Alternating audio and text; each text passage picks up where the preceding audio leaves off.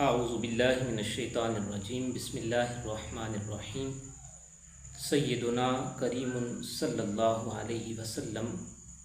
حضور آپ آئے تو دل جگمگائے، ورنہ لاچاروں کا کیا حال ہوتا۔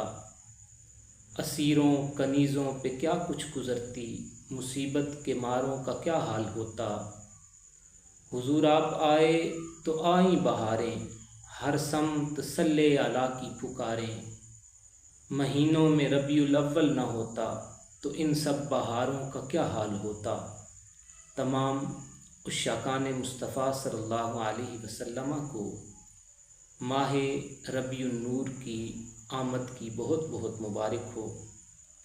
آج اس بابرکت موقع پہ ارادہ کیا ہے کہ ہر روز حضور علیہ الصلاۃ والسلام کے اوصاف و کمالات اور آپ کی ذات والا صفات پہ درود پاک پڑھنے کے حوالے سے احادیث مبارکہ آپ کی خدمت میں پیش کی جائیں۔ تو اس سلسلہ میں گزارش ہے کہ چینل کو سبسکرائب کر لیں اور بیل آئیکن کو پریس کر لیں تاکہ ہر آنے والی نئی ویڈیو آپ تک پہنچتی رہے اور ہمارا یہ سلسلہ رواں دواں رہے۔ آج اسی سلسلے کا آغاز کرتے ہیں درود پاک کی فضیلت کے حوالے سے۔ رسول اللہ صلی اللہ علیہ وسلم کی حدیث مبارکہ آپ کے سامنے پیش کرتا ہوں۔ ان نبی صلی اللہ علیہ وسلم انہ قال ثلاثۃ تحت ظل عرش اللہ تعالی یوم لا ظل الا ظلہ۔ حضور علیہ الصلاۃ والسلام نے ارشاد فرمایا، قیامت کے دن جس دن کوئی سایہ نہیں ہوگا عرش الہی کے سائے کے علاوہ، تو 3 لوگ عرش الہی کے سائے میں جگہ پائیں گے۔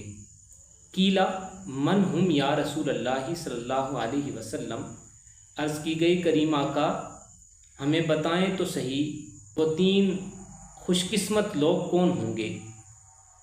قالا من فرج عن مکروب من امتی، رسول اللہ صلی اللہ علیہ وسلم نے ارشاد فرمایا پہلا وہ شخص ہوگا جو میری امت کے کسی درد مند کے کام آئے گا، کسی کی مصیبت دور کرے گا۔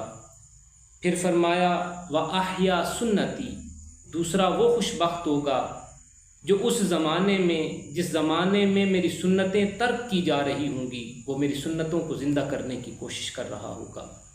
اور فرمایا وَأَكْثَرَ الصَّلَاةَ عَلَيَّ، اور تیسرا خوش بخت وہ ہوگا جو کثرت کے ساتھ میری ذات والا صفات پہ درود پاک پڑھنے والا ہوگا۔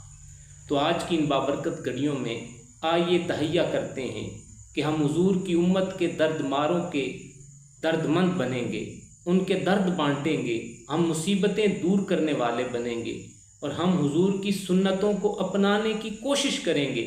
اور تیسری چیز اور سب سے ضروری چیز، ہم اظہار محبت کرتے ہوئے حضور کی ذات والا صفات پہ درود پاک پڑھیں گے۔ الصلاۃ والسلام علیک یا رسول اللہ وعلی آلک واصحابک یا حبیب اللہ۔ السلام علیکم ورحمۃ اللہ وبرکاتہ۔